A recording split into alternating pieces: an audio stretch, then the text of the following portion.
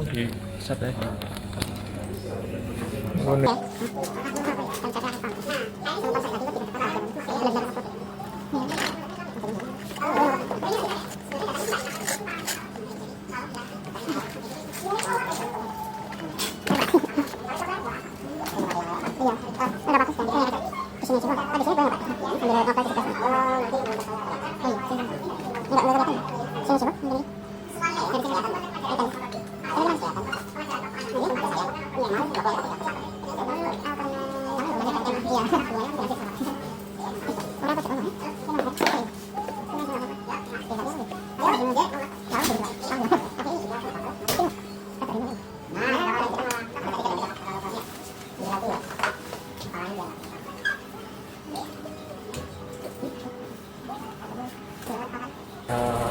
Ketika ini kan kita dari profil sendiri sekali untuk latihan masyarakat di lingkungan ITT nah untuk kelompok tangan ini kebetulan mengusung tema sampai lagi kita yang dibahas di sini konteksnya masih tentang keamanan di sini keamanan informasi keamanan hotel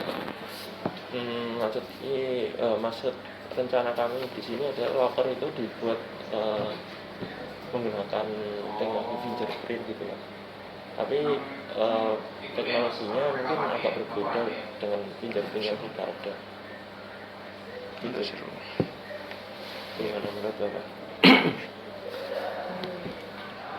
Ini buat saya kan ya? Iya ini surat pengumuman. Pertama locker ya. Kalau untuk locker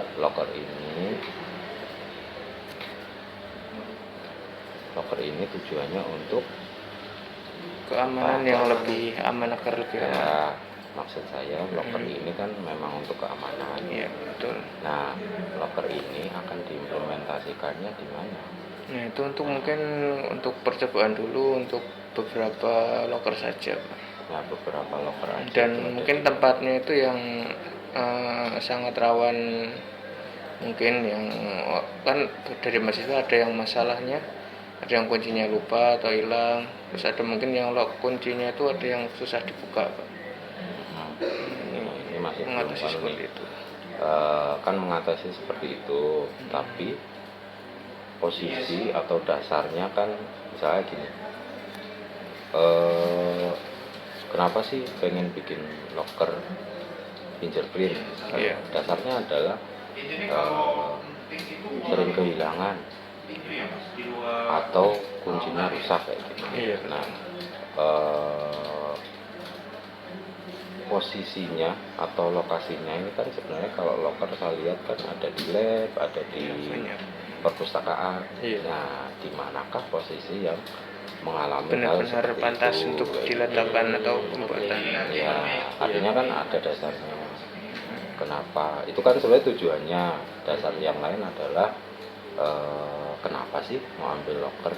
Kalau masalah keamanan berarti nanti ada data yang memang mendukung bahwa keamanan dari locker yang ada di TTB, misalnya ambillah itu kan bahas ruang lingkup ya, batasannya di mana kayak gitu. Karena di TTB itu locker ada di labnya nyebar di mana-mana, terus ada di perpustakaan juga, berarti kan perlu ditentukan batasannya itu di mana. Nah, batasannya bisa aja misalnya kalian ngambilnya di kayak yang sering bermasalah mungkin ya. Iya, Ini locker yang ada di luar dan sering kena panas dan percikan air.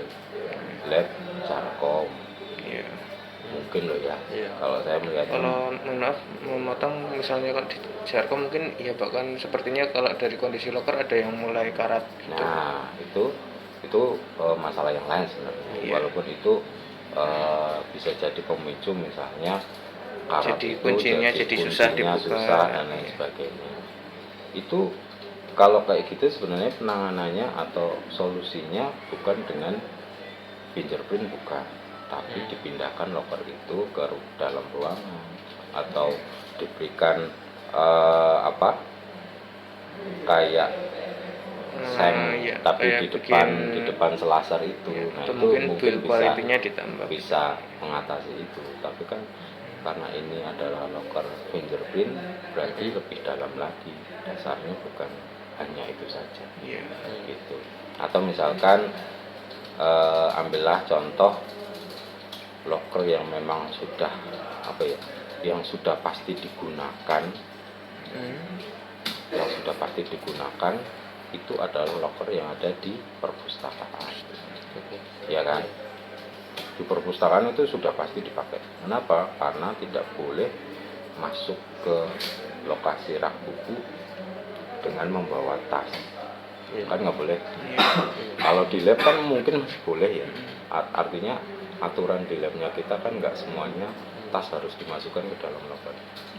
Mohon maaf, mungkin kalau dari pendapat kita, misalnya kalau kita juga sudah pernah berpikir tentang di perpustakaan untuk lokernya itu, tapi kalau di perpustakaan kan dari segi keamanannya mungkin sudah terjamin Pak, kayak CCTV juga sudah banyak keamanannya juga. Kalau mau mengakses ke dalam kan harus scan dulu di depan di admin itu. Mungkin kalau di perpus sekiranya sudah aman gitu. Kalau dari kami mungkin yang tempat-tempat masih kurang aman gitu. Implementasinya. Ya sebenarnya juga selain tentang keamanan, maksudnya dari fingerprint sendiri kan lebih cepat Pak. Maksudnya selain nanti menghindari lupa atau kunci yang hilang atau lupa menaruh di mana, terus kemudian tidak bisa dibuka karena kondisi kunci atau lokernya itu yang rusak, atau itu selain itu juga efisien Pak. Kan sidik jari kan identik sendiri untuk setiap orang kan beda ya Pak, jadi nggak terlalu lama gitu tinggal. Jadi mungkin kita tujuannya itu untuk satu loker hanya untuk satu orang. Jadi misalnya kalau orang itu yang membuka, ya hanya orang itu aja yang bisa mengambil barangnya lagi. Atau kalau kunci kan takutnya nanti jatuh diambil orang lain, nanti orang lain bisa coba-coba ini loker nomor 1 dimasukkan, oh ini ada barangnya, mungkin takut kehilangan seperti itu. Ini dari cerita itu saya ada beberapa poin ya. Pertama, fingerprint tadi dibilang lebih efisien, gitu kan? Tadi Masnya bilang. Terus sebelumnya ini adalah lokernya itu tidak ditujukan buat perpus dengan alasan keamanan. Mungkin lebih ke tempat-tempat yang kurang aman. Ya, lebih ke tempat yang kurang rawan gitulah.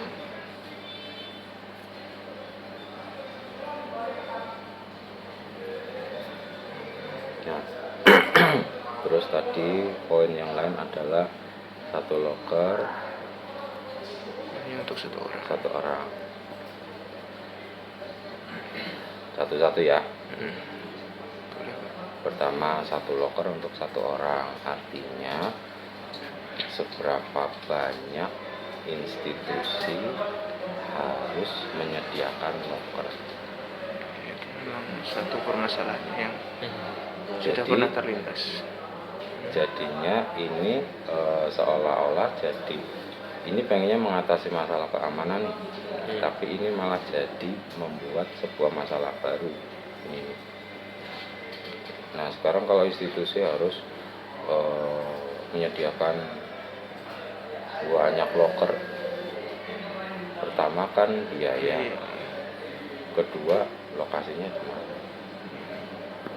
Untuk loker sendiri yang kami targetkan seperti yang di lab itu Pak. Jadi kan mungkin purpose sebenarnya juga bisa, tapi kan kalau misalkan yang lebih urgent lagi itu mungkin yang di lab seperti lab Jarkom gitu Pak. Jadi nggak harus tetap sama loker yang sama, cuma sistem kuncinya itu menggunakan fingerprint. Gitu aja Pak. Iya, ini kan satu persatu ya. Saya mau ini kayak lokasi yang dimaksud itu bukan lokasi lokernya ada di mana, bukan. Lokasi untuk menempatkan jika satu loker satu orang mau ditaruh di mana itu banyaknya loker. Kan gitu. Ini satu. Kemudian fingerprint lebih efisien. Sekarang pertanyaannya adalah di dalam membangun fingerprint untuk loker, berapa banyak apa effort atau apa yang harus kita lakukan dengan implementasi ini. Pertama kan sudah pasti rekam fingerprint MHS, ya enggak? Ya. MHS kita itu aktif ada sekitar 5.000. Nah itu mohon maaf Pak, nanti mungkin habis ini bisa dijelaskan sama Mas Renan apa tentang kayak cara kerjanya. Mungkin kalau dari kita itu bukan melalui perekaman fingerprint, jadi kita siapa yang mau memakai kita langsung scan di lokasi Mas, jadi tidak perlu direkam dulu semuanya, tidak. Nah itu kan artinya perlu dijelaskan di awal. Kalau seperti ini jadinya kan saya yang menerima itu adalah harus melakukan perekaman lebih dulu nih. Iya. Ya kan. Terus kemudian makanya itu satu loker satu orang. Nah maksudnya satu loker satu orang berarti kan setelah itu dilakukan, maksudnya kayak gitu kan, bukan satu loker satu orang berarti saya harus menyediakan banyak loker sejumlah mahasiswa kan, bukan. Ini sifatnya kayak user tamu gitu Pak. Misalnya masuk, kalau udah ya udah langsung hilang lagi. Tidak ada database untuk apa penyimpanan fingerprint rekam semuanya. Oke. Nah kalau kayak gitu kan jadi clear. Mungkin arah efisiennya ke situ juga Pak. Ya kalau arahnya ke situ ya kan sekarang kalau kayak penempatannya misalnya tadi di lab Jarkom ya, kita tahu lab Jarkom itu kena panas, kena percikan hujan dan lain sebagainya kan kayak gitu. Penempatan fingerprint, modul fingerprint yang ada di depan kotak ini ya, ini kalau kena panas sudah pasti modulnya akan bisa membuka sendiri. Pernah coba atau belum? Arahin aja kena dari modulnya pakai apa Pak? Mungkin yang bisa sampai ada masalah seperti itu. Itu di depan kan ada absensi fingerprint. Itu kalau kena panas bukan panas ruangan kayak gitu kan, tapi kena cahaya yang sedikit menyilaukan, itu akan ngabsen sendiri. Jadi implementasi dari fingerprint itu malah dari cahaya yang masuk itu. Iya. Mungkin dari kami kalau seperti itu masalahnya solusinya mungkin dengan ada penutup ya Pak. Mungkin penutup. Kalau misalkan memang itu solusinya, karena lab Jarkom sendiri kan sepinggirnya itu langsung ada cahaya bisa masuk gitu. Ya mungkin itu dengan penutup Pak. Penutup bagian fingernya itu. Itu berarti arahnya ke daerah scan itu otomatis. Bukan otomatis, bisa kejadian si modul akan bereaksi terhadap cahaya, pantulan cahaya. Berarti harus bereaksi dengan sensornya itu. Iya. Berarti mungkin di situ Pak solusinya, maksudnya ditutup dengan penutup, tapi ya itu harus dengan modifikasi alat itu. Nah, kan sih. Kemudian single sign on ini maksudnya apa? Maksudnya yang di sini kan kan kami terinspirasi juga dari HP, kemudian dari Igrasias. Dari sekali masuk nanti untuk penggunaan yang kedua itu juga termasuk logout gitu. Untuk scan pertama itu untuk login dan kunci. Untuk yang kedua untuk membuka kunci sekaligus untuk clear database, maksudnya nggak ada data lagi untuk fingerprint gitu. Jadi otomatis nge-reset gitu, single sign on maksudnya gitu. Jadi modelnya nggak ada data lagi setelah locker itu digunakan. Saya nggak tahu, nanti coba cari referensinya lagi ya. Kalau pengertian saya terkait dengan single sign on berarti sekali login. Iya. Sekali login. Iya. Misalnya gini, di TTP saya punya aplikasi Igrasias, blog mahasiswa, nama akun, email, terus hotspot. Ada 4 aplikasi ya. Hotspot, email, Igrasias sama blog. Ketika saya login hotspot, ada yang pertama itu kan sudah pasti login hotspot kan kayak gitu ya. Ketika saya login hotspot, ini semua otomatis terbuka. itu pengertian single sign-on. Oh, Jadi kalau menurut saya loh ya, nanti silahkan cari referensi lagi. Ini single sign-on-nya dibuang aja. Nah, fingerprint-nya ya silahkan di ke langsung fingerprint locker. Nah, kemudian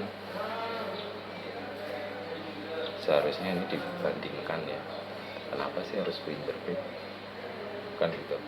Kalau misalnya mahasiswa itu punya KTM, iya. Itu mungkin kita sudah pernah memikirkan tentang penggunaan scan RFID, tapi ya itu tadi Pak, dari Bapak yang bilang harus rekap. Kalau di fingerprint kan harus rekap. Ini tadi Bapak rekap fingerprint, tapi kita pakainya kan single sign on, jadi tidak perlu scan dulu. Nah, kemudian kalau RFID juga harus membuat database dari KTM mahasiswa itu juga berarti ada enggak proses dong. di Kalau konsep awal kalian adalah ketika fingerprint tempel cet, nanti dia akan rekam pada saat itu aja. Kemudian nanti setelah selesai Scan yang kedua. scan yang kedua hilang kan kayak gitu. Iya. Artinya si fingerprint itu yang disimpan di dalam sistemnya dia itu kan sebenarnya kode, Iya. iya kan? Iya. Kode ID card itu kan sebenarnya di dalamnya itu kan ada kodenya juga. Artinya ketika ada readernya dia akan baca kodenya, disimpan sementara. Kemudian ketika mau buka tempel lagi. tempel juga langsung. Nah, itu kan konsepnya Oh mirip. iya. Oke. Nah, itu kan nanti akan jadi pertanyaan yang kedua seperti ini. Berarti ini kemungkinan tetap ngarahnya tetap seperti RFID gitu. Tetap ada database yang tersimpan. Bukan, Apa nggak ada database. Nggak ada. Nah, kayak konsep kalian tadi gimana? Iya, maksudnya kami itu ya tadi itu yang sekali pakai gitu. Iya. Kalau RFID juga maksudnya kan RFID bukannya ada data dulu sebelum. Enggak, RFID itu di dalamnya kartu itu ada kodenya. Di dalamnya kartu ada kodenya, dan itu sudah ada sebelum kartu itu dicetak, ada kodenya. Oh, ibaratnya kayak seperti ini Pak ya, kayak kartu masih kosong tuh udah ada kodenya dulu di dalam kode. Sama kayak fingerprint, Oke. ini udah ada kodenya kan. Cuman Sekalipun kita saya kayak nggak masukkan ke menambahkan. sistem kan udah ada kodenya kan. Ketika saya scan di modul fingerprintnya, fingerprint readernya, Iya. dia kan terus memunculkan kode dari pola sidik jari saya, Iya. kan gitu. Terus disimpan di dalam modulnya dia Iya. kan kayak Iya. gitu. Nanti ketika scan kedua dia akan mencocokkan benar apa enggak, Iya. kan gitu. Iya. Sama dengan konsep ID card kan kayak gitu, RFID ditempel si modul ngerit kode dari kartunya. Kemudian tempel kedua dia akan mencocokkan benar apa enggak tuh kartu itu dengan kode yang ada di dalam. Kalau sesuai ngebuka. Iya. Itu berarti kan yang harus dipikirkan itu satu, kenapa harus pakai pinjam.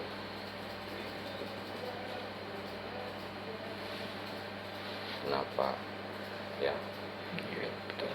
termasuk di dalamnya tadi di awal adalah kalau masalahnya adalah lokasinya dan lain sebagainya, karena itu di luar, kalau saya memasukkan lemari locker itu sudah tersolusikan atau belum. Kalau sudah tersolusikan artinya kan penggunaan ini jadi kurang tepat, bisa jadi kan kayak gitu. Terus yang kedua adalah bandingkan dengan RFID. Kenapa saya bilang RFID? Karena katanya mahasiswa kan sudah ber-RFID itu.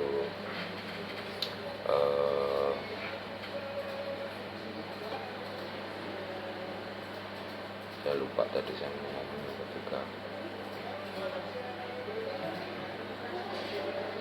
si modul fingerprint ini, ketika saya tempel kayak gini dengan saya tempel kayak gini, Beda. dia akan ngasih kode yang berbeda atau tidak? Beda. Beda. Iya. beda ya. Artinya ketika saya sebagai pengguna locker pada saat awal saya kayak gini. Nah, mohon maaf itu mungkin ini Pak, untuk scan awalnya mungkin harus 3 kali mungkin. Posisinya kan bisa gini atau Ya, karena ada yang buru-buru, ada yang gini atau yang gini. mungkin itu dari alat fingerprintnya dulu Pak. Kan ada alat fingerprint yang nanti konfirmasinya harus diputar dulu, ada yang sekali gini ada. Tergantung itu, tapi kalau target kami sebenarnya yang simpel aja, yang sekali gini aja, sekali nggak ada konfirmasi untuk memutar Ya. jempol apa gitu, nggak ada, sekali. Nah ini juga kemudian yang ketiga adalah fingerprint modul itu kan butuh aliran listrik, Iya, ya enggak? iya. Kalau listrik padam gimana?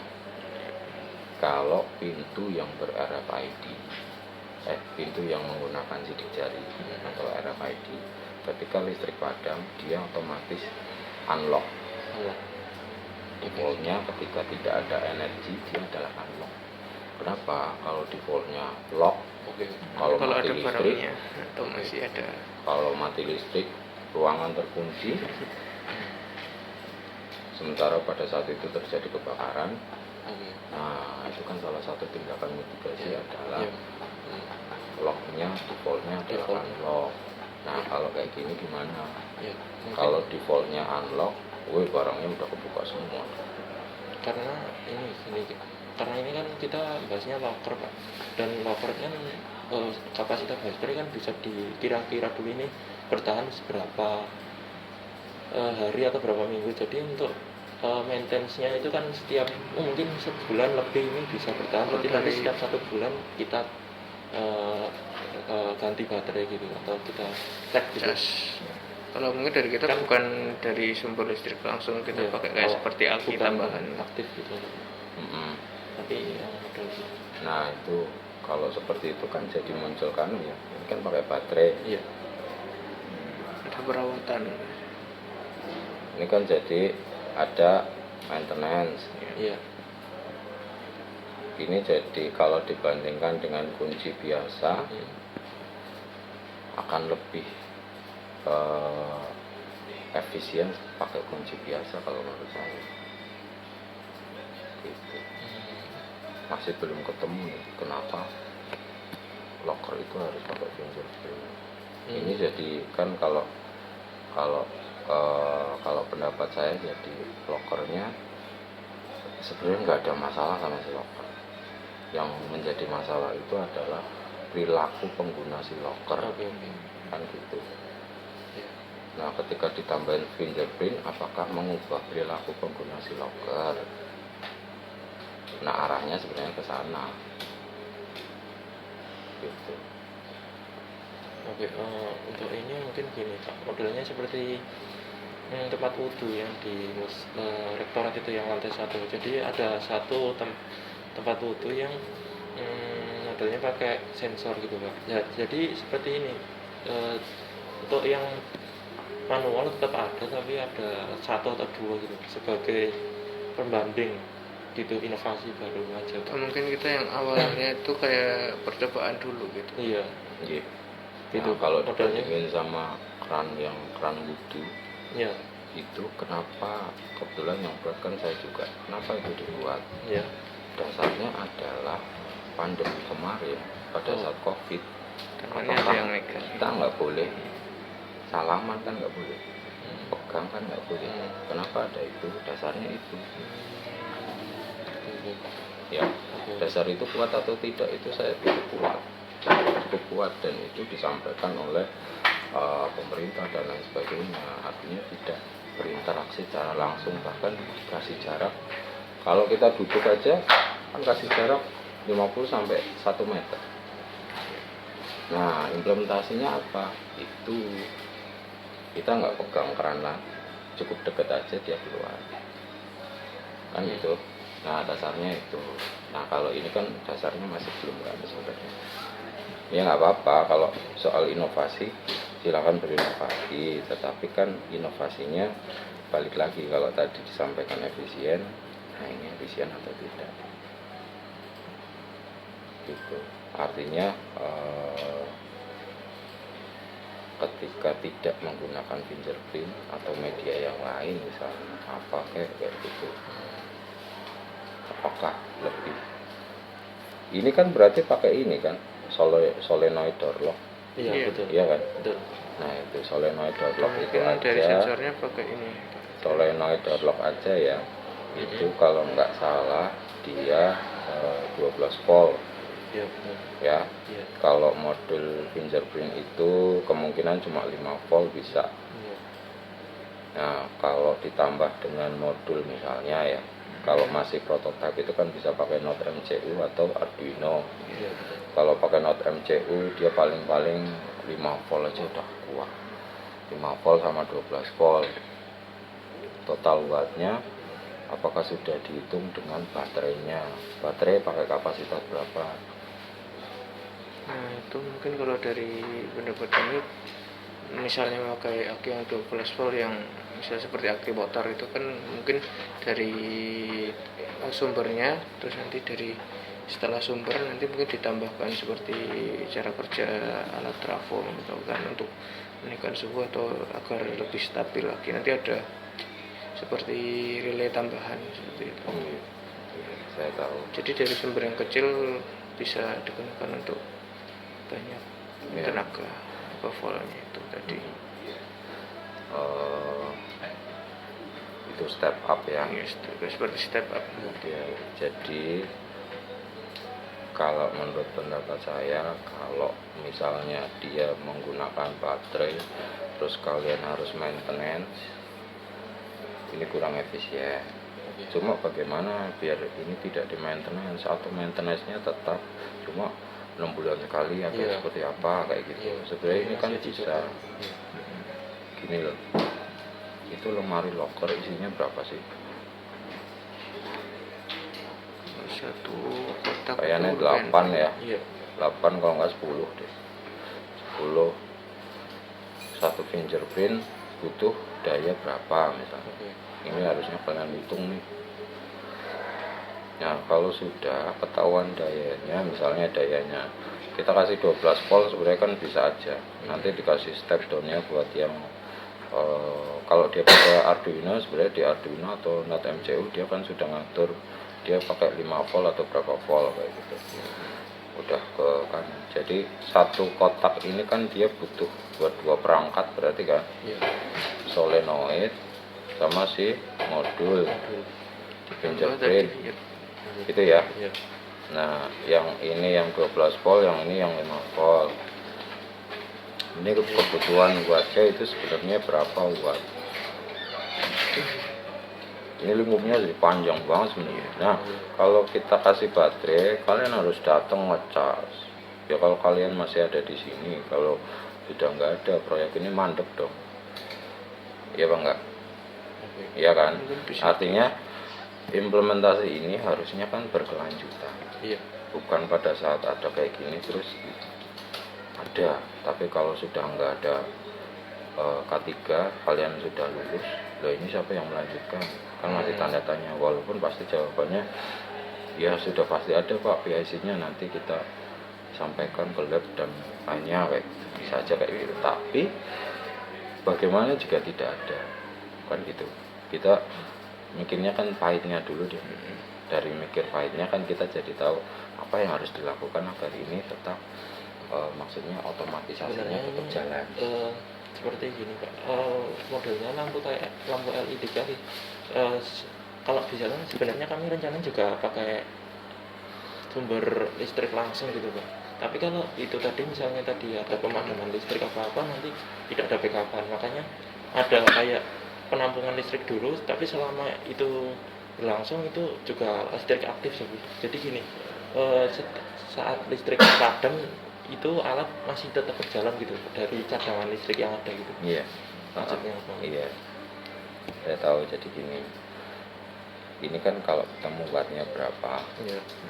Saya nggak tahu di mata kuliah ini nanti ditanyakan lebih detail atau enggak kayak gitu ya. Kalau lebih detail sudah pasti ditanyakan, seharusnya ditanyakan wattnya berapa. Kemudian untuk mensuplai satu lemari ini berarti misalnya dia butuh 10 watt. ya, 10 watt kali 10 berarti 100 watt kan gitu. Nah 100 watt ini kan harus standby.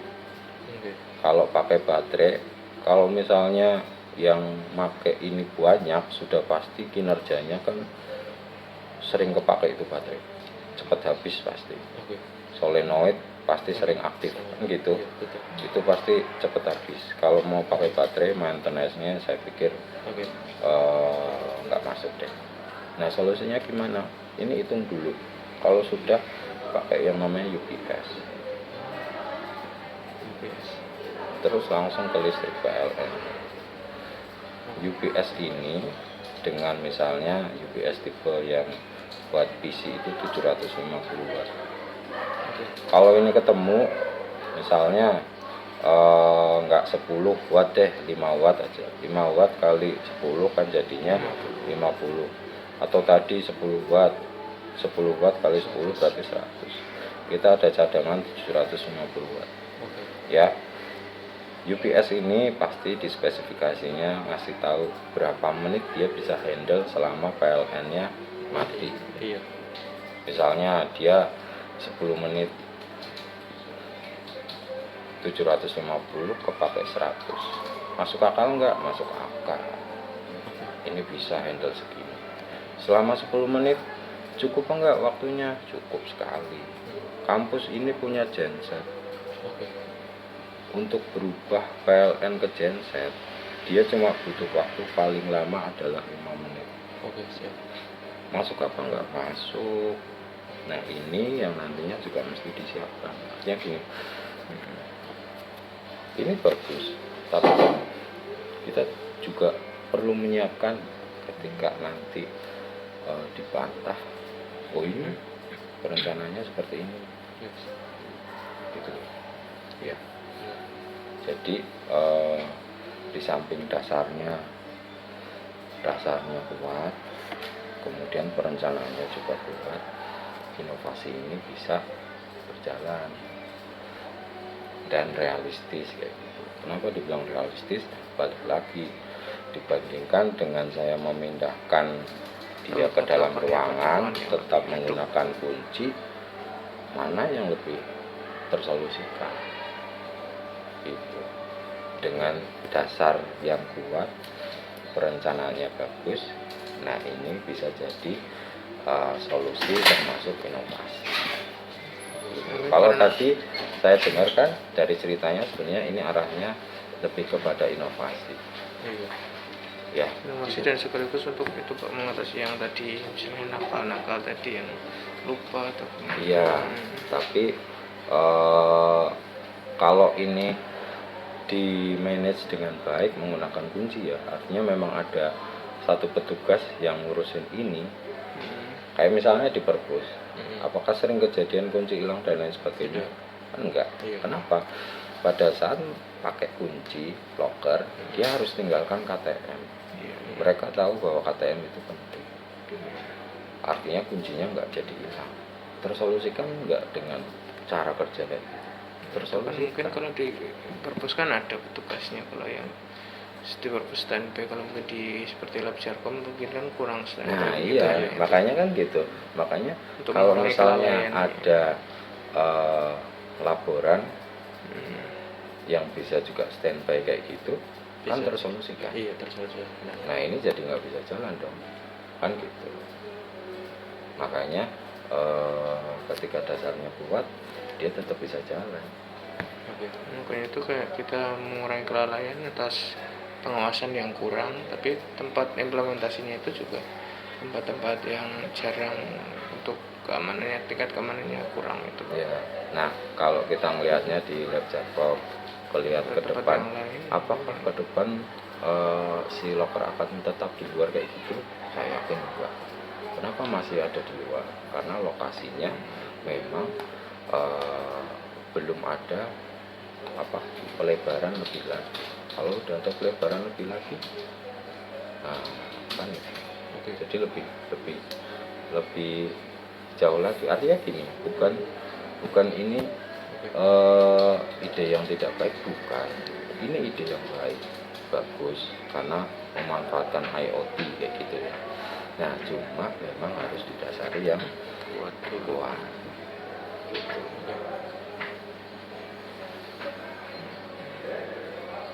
Ya kira-kira kayak gitu sih. Ini kan kalau ini bahas efektivitas dan efisien, nah ini kan Mungkin ditanyain masih nanti. kurang. Oke. Ini nanti ditanyain lagi. Karena itu tadi kalau saya balikin ke sini, kalau dibandingkan dengan RFID gimana? Lebih baik apa enggak? Lebih baik ini ya sudah nggak apa-apa.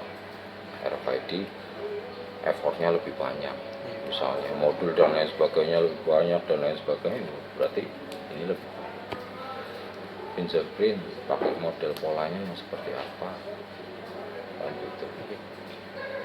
gitu. Kayak misalnya kita pakai fingerprint di HP itu kan ada beberapa kali validasinya gitu. Iya. 1, 2, 3 kan kayak gitu. Nah apakah itu akan diperlakukan kayak pas pakai HP? Jika iya, bisa jadi ini tetap jadi solusi. Hanya tinggal pengawasan yang ada di sini seperti apa. Nah kalau isunya adalah kehilangan, berarti penambahan CCTV tepat di depan locker bisa jadi solusi. Kalau isunya adalah kuncinya sering hilang, nah ada petugas yang khusus ngurusin ini, bisa jadi. Terus kalau misalnya kuncinya nggak jalan atau susah, maintenance bisa jadi solusi. Nah artinya kan ini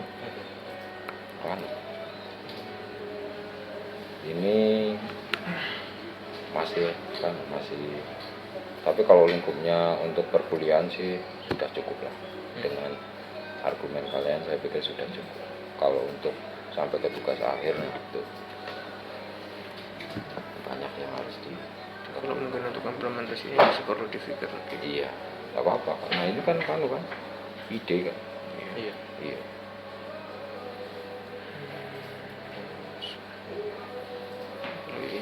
Kalau saya malah lebih, kalau ini misalnya digabungkan dengan kami, isu COVID itu kan masih ada sebenarnya, digabungkan dengan UV, sinar UV.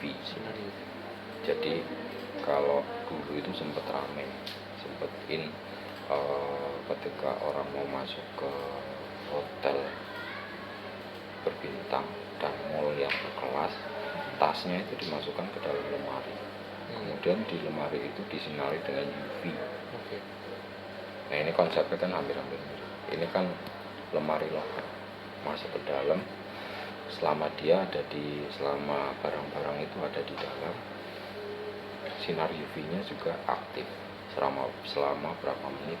Untuk meminimalisir virusnya itu jadi seolah kayak disinfektan Nah ini punya nilai lebih lagi ketika ditambahkan dengan UV. Itu sinar UV gimana maksudnya? Sensornya dari satu arah atau gimana? Sinar UV itu kan kayak kalau kalian ke kasir, duitnya asli atau palsu, itu kan ada neon warna ungu. Nah itu kan UV. Maksudnya kan ini locker ini bentuknya kotak. Nah itu arahnya dari satu arah atau gimana, atau sinar itu dari beberapa arah? Ya sudah pasti dari beberapa arah kan gitu, mengelilingi itu. Jadi seolah-olah kayak masuk ke dalam silinder, masukin plung. Jadi ketika dia aktifkan finger, pintunya kan buka, cekluk gitu kan. Nah ketika cekluk, sinar UV-nya nyala, orang masukin plung, tutup lagi. UV-nya akan berfungsi berapa menit, 15 menit atau 10 menit, atau mungkin cuma 2 menit sudah bisa. Kalau sudah mati UV-nya. Nah itu kan kalau ini di K3-nya masih di dalam lingkup ide kan boleh-boleh aja. Ide kan nggak ada yang salah kan. Nah itu tambahkan kan UV. Ini kan jadi punya nilai lebih. Jadi tidak hanya untuk mengatasi yang ini, tapi lebih kepada hal yang lain.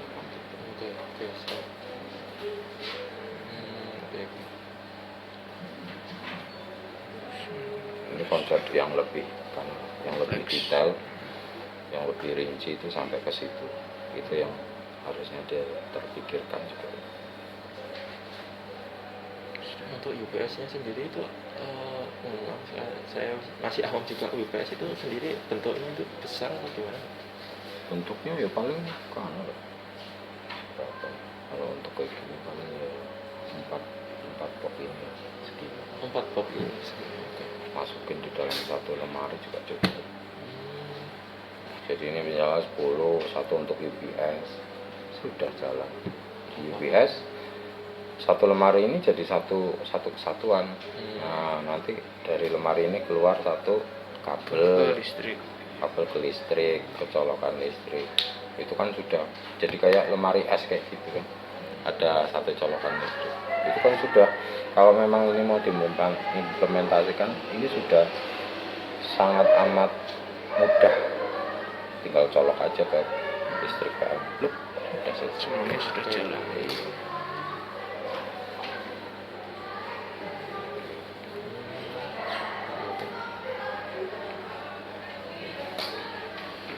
Gitu. Jadi Nah, kalau kaitannya dengan pola ini, nanti kalau ternyata harus 3 kali validasi, nah itu kan nggak efisien menurut saya. Mau Waktunya masuk betul. cuma oh iya. setengah jam, Iya. saya harus 3 kali. Iya. Terus kalau mau masuk lagi 3 kali lagi, repot. Oh, iya. Nah, makanya kalau dibandingkan dengan RFID, dia kan cuma tinggal scan aja tuh. Deketin langsung. Oke. Atau dengan metode yang lain kan bisa aja. Ini karena saya lihatnya karena di kampus Sudah model ada. yang ada itu adalah kartu KTM. Tapi dari RFID sendiri di sini belum terrealisasi dengan baik kan? Oh sudah. Maksudnya dari kan tempat parkir itu sebenarnya RFID-nya. Itu kan proyeknya akademik ya. Oh iya. Nah itu saya nggak tahu kelanjutannya seperti apa. Iya, makanya. Kalau saya di Sispo itu pakai itu masuk ke data center pakai ID card. Iya, kalau di sini mungkin iya Pak. Kan kalau dari daerah parkir itu sebenarnya, oh iya mungkin saya masuk dari daerah parkir itu. Daerah parkir kan mahasiswa kemungkinan. Nah, kebanyakan besar mahasiswa, tapi mahasiswa sendiri sangat jarang gitu pakai ini. Mungkin saya pertama Malah udah nggak pernah dipakai lagi. malah nggak pernah kan? Nggak pernah. Iya, maksudnya di situ RFID apa kelemahannya jadi situ jadi kurang efisien kalau di tempat yang kurang tepat mungkin atau gimana? Bukan, kalau melihat yang kemarin itu Iya. sebenarnya kan fungsi dan tujuan alat itu apa? Iya. Nah, fungsi dan tujuan alat itu adalah merekam suhu tubuh dari mahasiswa. Rekam situ. Iya, jadi ketika nge-tap dia juga ngambil suhu Oke. tubuh. Oh, Nah, masalahnya adalah dari alat tersebut jalannya tidak smooth, artinya masih banyak bugnya, errornya masih banyak. oke. Nah, gitu. Jadi bukan dari sisi kartu RFID-nya. Tapi apa kan itu masih di parkiran sana ya Pak? Yang itu. Udah nggak ada. Udah nggak ada. Iya, berarti Itu sekarang digantiin sama kotak-kotak itu loh. kotak-kotak. Itu di depan itu kan ada kotak depan ini ada kotak kecil. Itu kan kayak di DSP itu samping lift ada. Iya. Ya, spesial Di kotak. sini juga ada kotak. Itu juga kan dulu perencanaannya adalah untuk itu. Tap, kemudian dia akan record suhu tubuh kesimpan. Nah itu tujuannya adalah merekap data yang nantinya dikirimkan ke Dikti, karena itu salah satu syarat dari Dikti ketika menyelenggarakan hybrid learning. Ada pemantauan suhu dari mahasiswa. Hanya sebatas itu. Pemantauan suhu, misalkan suhu tersebut di atas rata-rata gimana? Ya hanya di record saja. Di record saja. Di record saja.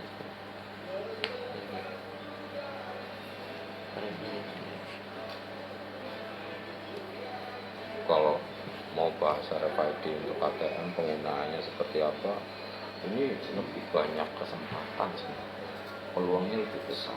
Jadi Artinya mungkin penggunaan ATM RFID di kita itu memang belum optimal.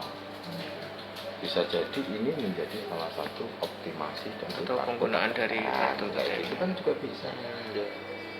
Tapi kami pertimbangannya Bu, selain dari kenapa milih fingerprint karena ya itu lebih, menurut saya lebih simpel bentuknya, terus penggunaannya juga dayanya sepertinya lebih kecil ya. Kalau dari daya apakah sudah mengukur si RFID? Belum sih. Belum kan? Iya, Nah, belum. kalau belum mengukur juga belum bisa menyampaikan seperti itu sebenarnya. Iya, siap. Ya nggak apa-apa kalau kalian mau pakai fingerprint. Ini kan cuma saya ngasih pendapat aja. Kalau RFID itu di situ juga listrik aktif langsung tanpa Oh enggak, ada pakai titik. konsep yang seperti ini. Masih sama sih. Iya, artinya karena yang digunakan ini kan sama. Pengamanan dasarnya adalah pengamanan sebenarnya. Iya, Pengamanan, kenapa? Pengamanan untuk tidak semua orang boleh masuk. masuk. Kalau pakai kunci, aman apa enggak? Aman. Cuma masalahnya adalah ketika kunci itu dipinjam dan lain sebagainya, sama kayak Mas yang bilang, kuncinya hilang dan lain sebagainya. Ini gimana dong, bukan? Atau mungkin lebih spesifik ke monitoringnya yang tidak belum Iya. terjaga gitu. Nah, ini kan jadi kuncinya Siapa? nggak tahu siapa yang Iya. pegang. Itu pertama dasarnya. Yang kedua adalah memang ada standarisasi dari data center yang menggunakan keamanan model seperti itu. Ada 2 dasar. Nah, dari 2 dasar itu kemudian diimplementasikan. Gitu. Nah, implementasi itu rumit atau sederhana? Itu sederhana, malah sangat sederhana. Tapi karena ada 2 dasar itu menjadi implementasi yang penting untuk dilakukan. Nah itu loh Mas, makanya tadi saya menyampaikan ada dasar. Ketika ada dasarnya, itu jadi kayak tadi keran itu otomatis. Dasarnya kan ada. Iya. Pandemi itu kan. Nah itu kuat apa enggak? Kuat banget itu. Kenapa? Pemerintah juga menyampaikan social distancing. Kan gitu. Yang kedua kalau soal pengunci pintu, dasarnya kuat atau nggak kuat? Ada standar yang memang harus terpenuhi bahwa ruang data center harus menggunakan tipe pengunci yang seperti itu, magnetik. Nah magnetik salah satu caranya apa? RFID. Kenapa pakai RFID? Karena sudah ada di kita. Pakai fingerprint boleh apa nggak? Boleh, lebih bagus lagi karena lebih spesifik. Siapa yang masuk ya orang itu. Tapi kalau sekarang siapa yang masuk? Yang terdaftar.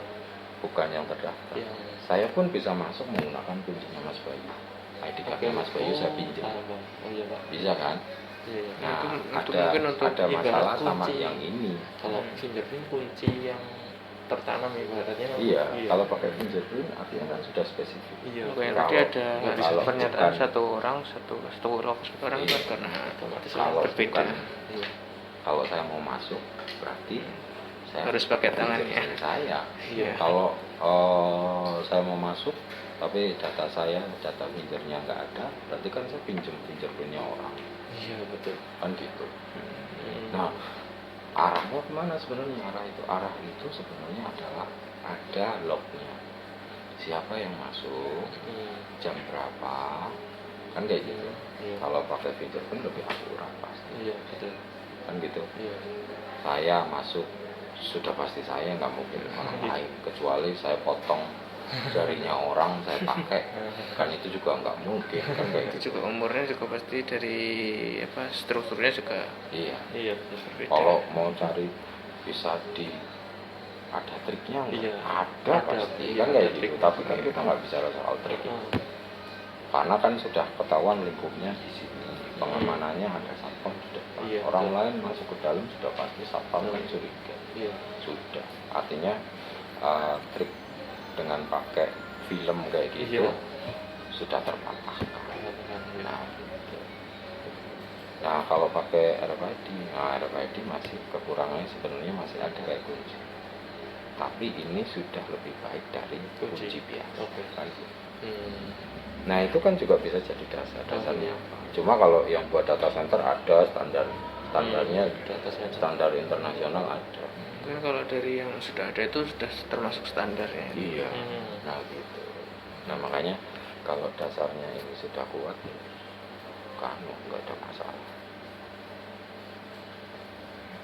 Misalnya dasarnya itu adalah data kehilangan dari lab Jarkom misalnya, data kehilangan yang ada di loker, atau data loker kemudian lokernya sudah rusak dan lain sebagainya, itu kan juga bisa jadi data juga. Oke. Gitu.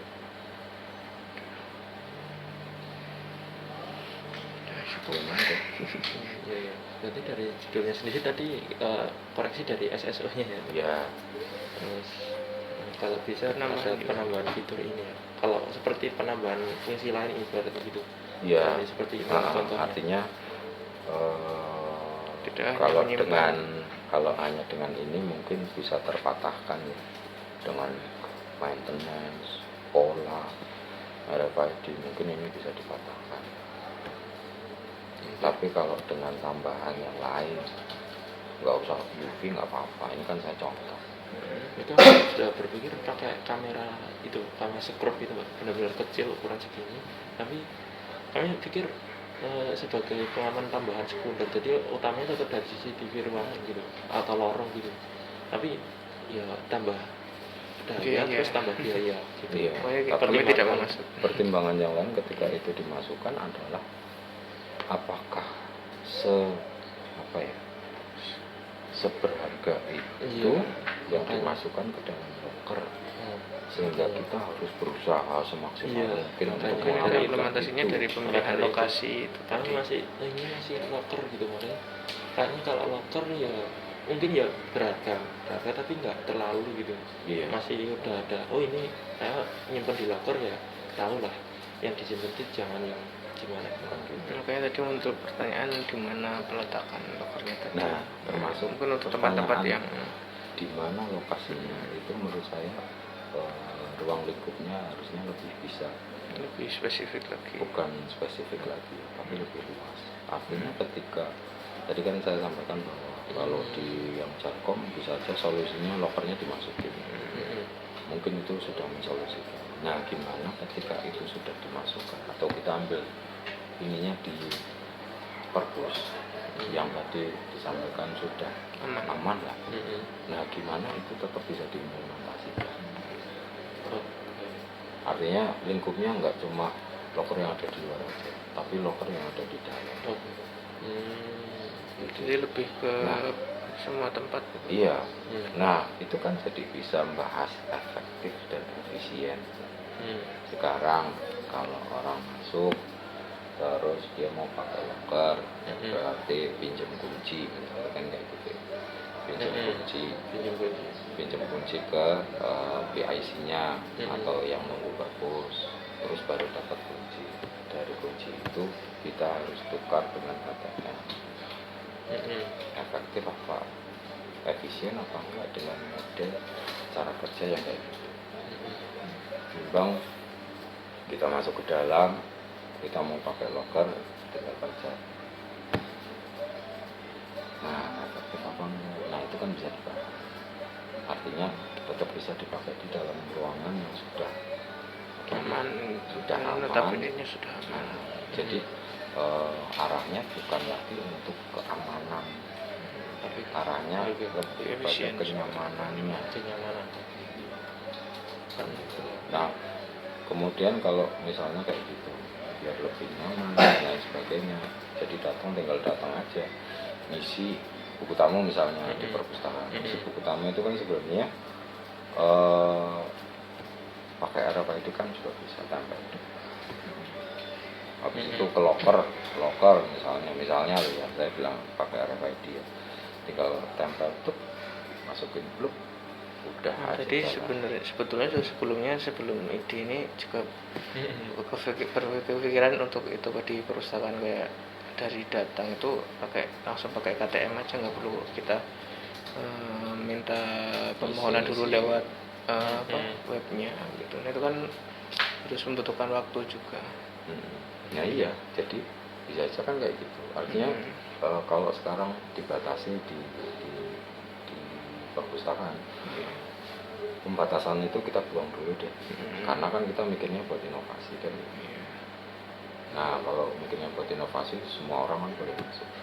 Semua orang boleh masuk, artinya ketika menggunakan atau menggunakan fingerprint misalnya, ketika di fingerprint artinya si mesin atau si sistem tahu bahwa oh si mahasiswa A daftar, otomatis masuk ke buku tadi. Terus ke locker, cari lockernya, locker yang kosong sama locker yang nggak kosong itu kan harus ada penandanya, misalnya pakai lampu merah sama hijau kan gitu. Terus ke lemari locker, tempel tuh, masukin barang-barang, sudah selesai. Nah itu kan efisien.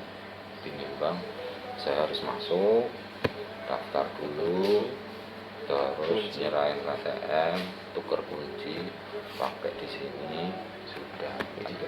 Tapi kalau sekarang tinggal masuk, misalnya pakai fingerprint kayak tadi, tinggal tempel, jalan ke ruang locker, tinggal tempel lagi, masukin, masuk ke ruangan perpus, beres. Nggak ada kan, artinya nggak ada yang apa ya, nggak ada yang kalau tadi alasannya adalah kalau mungkin yang di perpustakaan kan ada kayak kartu yang buat kuncinya itu, mungkin kalau ke arahnya lebih ke arah tidak perlu kayak sarana kartu lagi gitu ya Pak ya. Kalau ya pakai fingerprint mungkin. Nah, ya, kalau di saya kayak perpus gitu loh. Artinya tidak hanya di lingkup di lab Jarkom yang lokernya ada di luar gitu. Walaupun saya pikir itu nanti juga pasti akan dimasukkan, tinggal tunggu waktu aja. Jadi kan kalau lingkupnya ada di Jarkom, saya pikir masih harus diperlukan. Iya Pak. Jadi biar semua itu kalau mau inovasi digital itu biar digital sekalian. Digital ya semua loker digital. Jadi kebermanfaatannya itu akan lebih besar. Oke.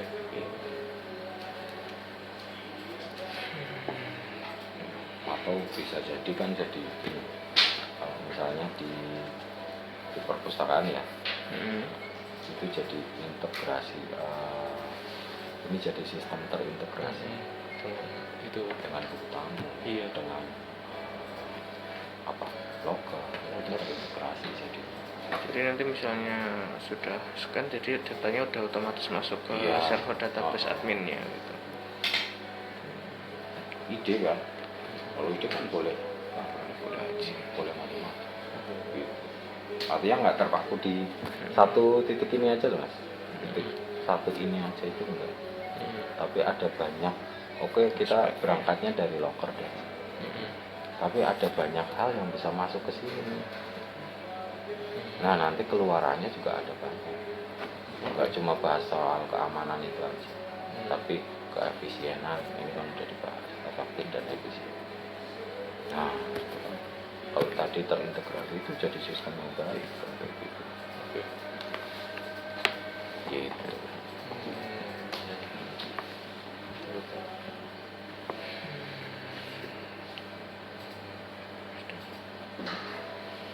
Cukup.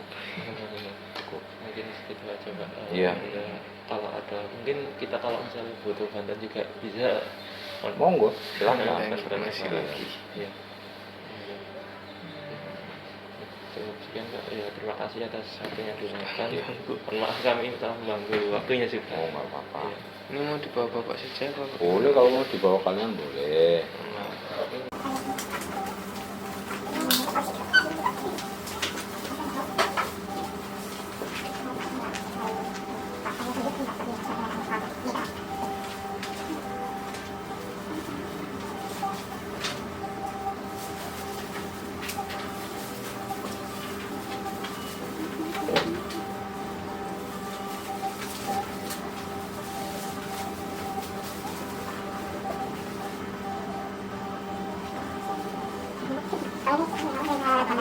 Thank you.